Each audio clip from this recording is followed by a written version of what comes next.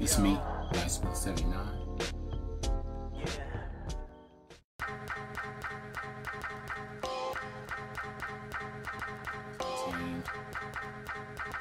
A bunch of PS1 games. I can just walk in and out of thrift store.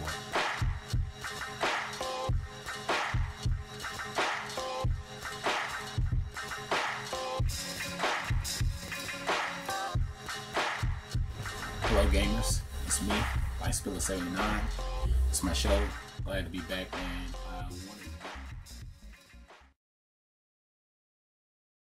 hello gamers, it's me, SPILLIN.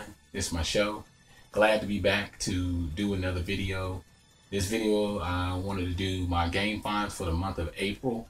I've been managing to pick up little deals here and there, especially with the current gen taking off and the retro era kind of getting a little cheap. Even the last gen, like the 360 games and PS3 and stuff like that, I'm managing to find a lot more deals and stuff. So yeah, let's get started. First, wanted to talk about some of the magazines that I picked up, some old school magazines that talked about games that were like in their prime when they were at the point where they were finna get ready to get released, or the anticipation that was building for games. And some of these magazines that I found just have like gold. To me, it's like gold because it's history and it's stuff that I can look back on and get excited about. And half of the games in the magazine, I was saying to myself, I either have half of those games, or I played them, or I beat them, or whatever the case. First, I wanted to show you some comic books that I got for free from one of the retro stores that I shop at frequently, called Retro Madness. It's a really awesome store in Hurst. If you live in the surrounding area, definitely check them out. They're in Hurst, Texas. Nice little place to visit. First thing was the Marvel Age comic.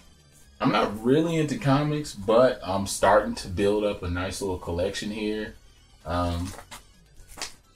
Looks like it's got all the Marvel heroes on here. Let's see: Hulk, Spider-Man, Iron Man, Nightcrawler, Avengers, Wolverine. And this looks like actually like an old school one. It says March 12th, but it doesn't give the year. It says official news magazine. So thought this was pretty cool. Came in a little plastic thing, so I was like, I'm just gonna keep this just in case. The next comic that I got was Marvel Comics X-Force, which I hadn't heard of either. What was really cool is that I got a lot of this stuff for free, so because I purchased so many items, and so I was like, eh. One of the first game magazines that I found, it was Game Informer. It's an old Game Informer magazine.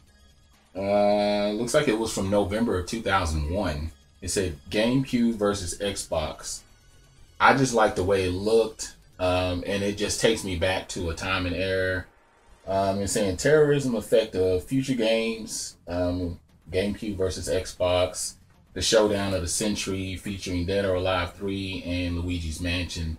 So I know most likely, because I didn't get a chance to get to this magazine yet, but I know more than likely they're going to talk about Luigi's Mansion and kind of give you the synopsis and everything. And I'm just really, really pumped about that. And on the back, you can actually see Veronica X, or Code Veronica X, Resident Evil. And it even talks about the Devil May Cry bonus disc, the demo disc, which I do have this with the bonus demo of Devil May Cry when it was just first being released. So thought that was interesting. The next magazine, one of the epic games that catapulted me towards the PS2, Ratchet and Clank, which I did read this magazine, and it talked about the first Ratchet and Clank. It showed the visuals, the background. It talked with the director of the game and the producers, and gave you behind the scenes look. And then one of my favorite games, Rygar, down at the bottom. Rygar Returns, the 8-bit classic basically made for the PS2, which I'm thinking about going back and playing this game again and beat it, because there's parts that I'm missing. I'm towards the end, but there's things that I need to complete. So I thought this was just retro gold. And man, I'm so glad to have this in my collection. The next Game Informer magazine that I found was The Getaway. It was talking about The Getaway, and as you can see, it says Sony's answer to GTA 3, which we know is not true, but I mean, it came really close because this is definitely one of my favorites. One of my favorite PS2 games. It's probably in my top 20, maybe even closer. I love the music, the soundtrack, the gameplay. What they did, instead of using a map, they used the signals off of the car. So when you were turning, like if you needed to turn left or right, or when you were getting close to your destination, your lights would start flashing and stuff like that, giving you an indication of where to go. The stealth type mission game thing going on. So if you've never played this, it's a 2-part game. So the first part you play as Mark Hammond, and you go through 12 missions, and he's trying to save his son and get the murderers of the people that killed his wife. And then the second half is 12 missions you play as a cop, and I forgot the cop's name, but I beat both, and it's really, really good. I actually have this poster up at work with the lead mobster and then one of the characters that tries to help you out. I forgot her name. Then at the bottom it talks about Splinter Cell. So I thought that was interesting, and it's just loaded.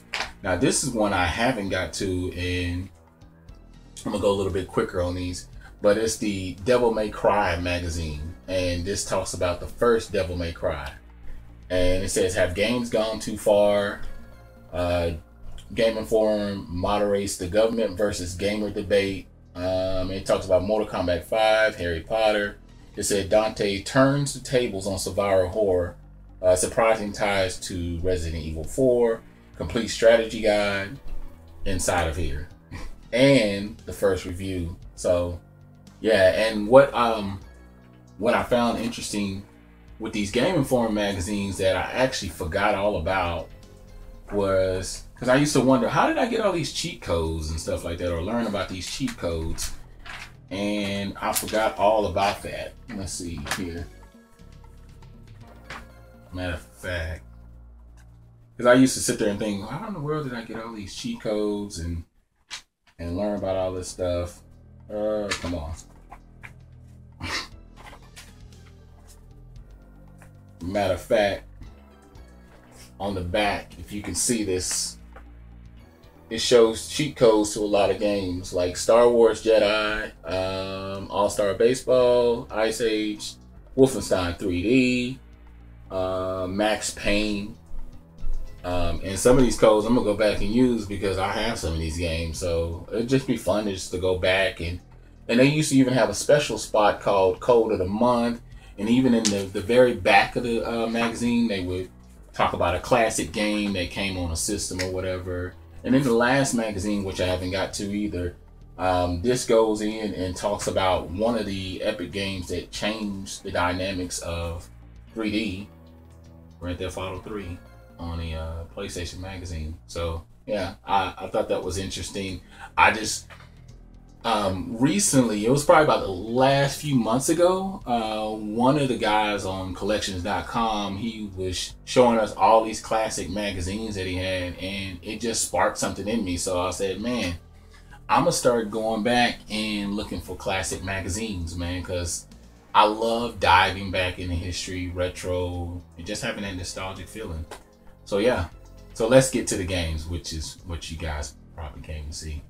Now this first game I got, I just happened to walk into Movie Trading Store, and I happened to see, because I've been trying to build up my PSP collection.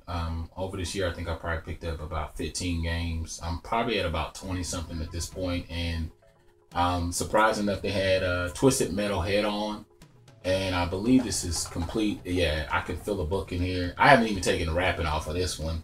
As you see, you only paid $6 for it, so I thought that wasn't too bad. The next few games, I bundled them up together. They were in a bin, and I bought these on a separate day, and I think I paid about $8, $7 or $8 total. Ironically, I got this. This was Twisted Metal Head On. It's the greatest hits. I didn't even know I already had it. I forgot that I had it because I bought a lot of these games separate within different time frames. So there was one I might have bought this week, and then I probably bought a bunch another week. So I got this game. Then I got Test Drive, Unlimited. I believe that's what it says. For the PSP.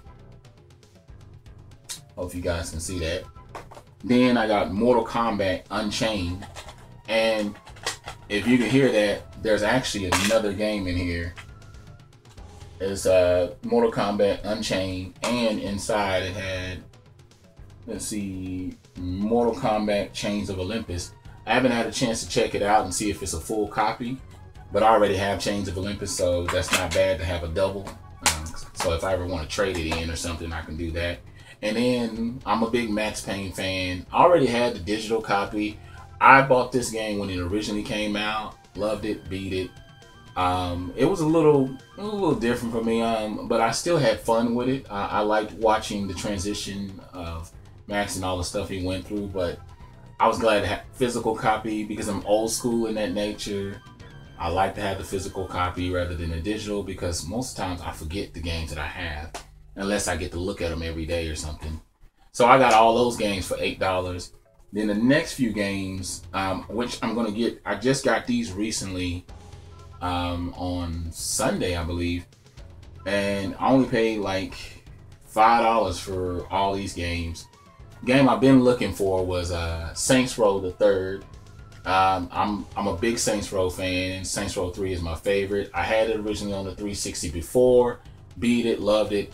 I think I completed this like almost 100%, and I had so much fun. I've been wanting this, so this actually completes my Saints Row collection because I have all of them now, Saints 1 through 4. And then another game that came with it was Modern Warfare 3. This just happened to be in there. Not a big shooter fan. This one's for the PS3, so I got that. And a game I actually been on and off the fence about getting was Metal Slug 4. I got that. I got this as well. So what I'm gonna do is most of the time I just go into like GameStop and I get like the cases. So, and usually they have like a bulk of these cases just sitting around in storage. So I'm just gonna go ahead and do that. I only paid about $5 for those, so I was glad to get that and add those to my collection because Saints Row the Third, I really love that game. Metal Slug, I need to try, or Metal Solid 4, I need to try that game out. You know, it came out years ago, and I know over, I think in 2013 or 2014, they added in the trophies because the original one didn't have trophies. Now, the next set of games I got them really cheap as well. I just, like I said, I've managed to pick up some really, really good deals. First game that I got was Taz Wanted for the GameCube. I just happened to walk in the store and I saw it for $3. So, and yeah, it's complete. And I decided, I said, yeah, I'll just go ahead and pick this up. The next game I got was SSX. This game I actually been looking for quite some time. I got this for a few dollars at the pawn shop. That same day, I picked up one of my favorite games, which is Just Cause 2. My son's been playing it like crazy since I brought it home about a week ago, 2 weeks ago. I am definitely anticipating part 3. This one did come complete, and it's in the 360 right now, so he's been playing that. And a game I've been looking forward to having was Black. I played a little bit of it. I never really got a full-on experience with it, so I'm glad to have this in my collection. Only paid about $1 for it, I think. And then this game here is Cillipede, the Lost Planet. This game is awesome, but it's challenging at the same time. It's one of those shmups that if you are a big fan, definitely pick this up. I don't know if you guys can see this. I hope there's not a lot of reflection of light because I'm trying to bring in as much light as possible. But this game is awesome, but it is challenging. The first few levels are simple, but then the game quickly moves more or shifts into a difficult level, or difficult, yeah, it does shift to a difficult level, makes it hard to play. So what you ultimately end up experiencing is that when you die, even if you're in the middle, or if you're at the end, it takes you all the way back. So in the long run, it makes you a better gamer. It makes you want to play harder, and do things better. And so, yeah. But this is an awesome, awesome game. I almost picked this up at the thrift store, but it was a bootleg copy. The copy had like a white thing on there, and I could tell somebody dubbed this copy. And at the time, my PS2 probably wouldn't have been able to play that game. So I'm glad to have this. I do like I'm gonna show you the book, because this book is kind of awesome. If you can see this, it's kind of got like a little shimmery, rainbowish type spectrum of light thing going on with it. And I thought this was the coolest thing, because most books don't look like this. They don't have the artistic look. Usually it's just a black backdrop and that's it. But this one has this whole color scheme thing going on. So I just thought, see, just little things like that just get me excited and helps me to build anticipation for the game. Now, the next few games, I went to this one retro store recommended by a good buddy. She knows who she is. I always forget her name, but she told me about this one retro shop that actually turned out to be like 15 minutes from my house. The first thing I saw was Green Dog, the beach surfer dude. And I actually already have this game, loose cart, but this one came complete. And I was looking for this game complete. I'm looking for a lot of Sega Genesis games complete, because I am not a big fan of the loose cart, but I do love the box art. I do love the way it looks. You know, it takes you back, being able to look at the game, read the synopsis, kind of get a general idea what the game is, what to expect. And I just love this Sega Genesis little seal here. I think this is just the coolest thing ever. Even though I know there's some fans out there that are not Sega Genesis fans. Boo to you. The next game that I got, I remember one of my YouTube buddies, they recommended this game, and it's Die Hard Trilogy. And I actually only paid $4 for this. I paid about $10 for the complete in-box Green Dog. So I spent about $14, $15 after tax, which I thought wasn't bad. So yeah, I consider that a win. And I heard that this has some really good games on here. So it's supposed to be a really awesome PS1 title. So glad to have that. Now, the next set of games that I got, this game I've been looking to add back to my collection, because when I originally bought my Super Nintendo about 3 years ago, I got it in a bundle. It was Donkey Kong, Mega Man X, and then I got Zelda Link to the Past, which is probably one of my favorite SNES games. It's definitely in my top 10 at least, somewhere in there. And this is really, really awesome game. I mean, I have it on my emulator on my PSP. And I think I have it on the SNES emulator as well, but the physical copy, like I said, I am big about that physical copy. I am so glad to have this back in my collection. This will not be going anywhere, because this thing is going up in price. So I was glad to have this. Then the next game that I got, I never had it, never played it. I'm surprised. I mean, it's a really, really great title. I ran across it a couple times, but I passed on it just because I didn't want to spend nothing on it. I think I ended up spending about $15 for it, and that's Super Punch-Out. This is really awesome. I spent one day just going through the game. I didn't complete it, but I'm definitely going to go back, try to finish it out, because this is really fun. Just learning the stealth and being able to, the stamina is what I really meant to say, and keeping up with the pace of the fighters and learning all the little secrets and tricks and stuff. So yeah, this is actually a really, really awesome title. So I'm glad to have this.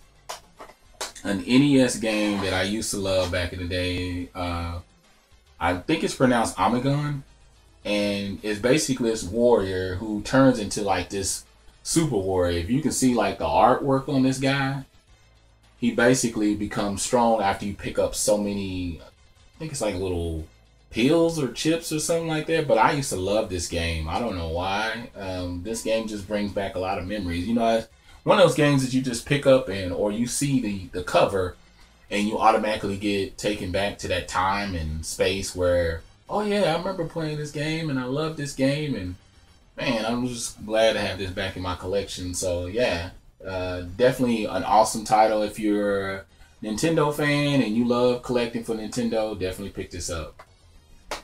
The last game I picked up for the Nintendo, and I'm not even 100%. I haven't even looked at my collection, but it's Commando. I remember this game. I spent plenty of time playing this game. An overhead shot type game, kind of like Heavy Barrel, in Bionic Commando when he's going those in between stages, not the side scroller, but the overhead shots. So this is really fun, and I think it's 2-player.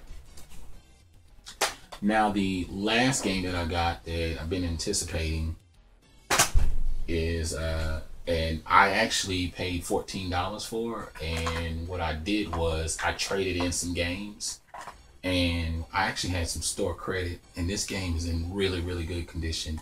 The last game is Paper Mario, and I actually have a Nintendo case for it. So yeah, this is a game I've been anticipating for a long, long time. This is like maybe the second time I ran across this game. I think I ran across it at a game convention, and that was the last time I saw it. But yeah, I only paid $14. It was originally priced $35. If you can look on there, you can see. But yeah, I had like 20-something dollars of store credit, like $21 or something like that. So I only ended up paying $14. So I am really ecstatic. This probably is going to be the next game I'm going to play. But those are all my games that I picked up for the month of April. Tell me how your life is as a gamer. Tell me what you think of all the games that I showcased today. Any games, retro, current gen games you would recommend. I am just about done with Rogue Galaxy. I am almost 100 hours in. I'm about 90-some hours in at this point. My character is ranked #1 across the galaxy. I think level wise I'm like 60-something, 61 or 62 I think. I know it's at the end because it's wrapping up the storyline with the characters. So yeah, and this game has been really phenomenal. There's some surprises, there's some heartache, there's some deaths, there's some changes, there's surprises. The lead character, you start to discover who he really is, his inability to do certain things that you didn't, or his capability to do things you didn't think he could do. But yeah, I am like on chapter 12, and there's only 13 chapters, so I'm about done. So I should finish this probably over the weekend. But I got some other surprises that I want to talk about in another video. But other than that, tell me how your life is as a gamer. I'm like SPILLIN 79. I'm out.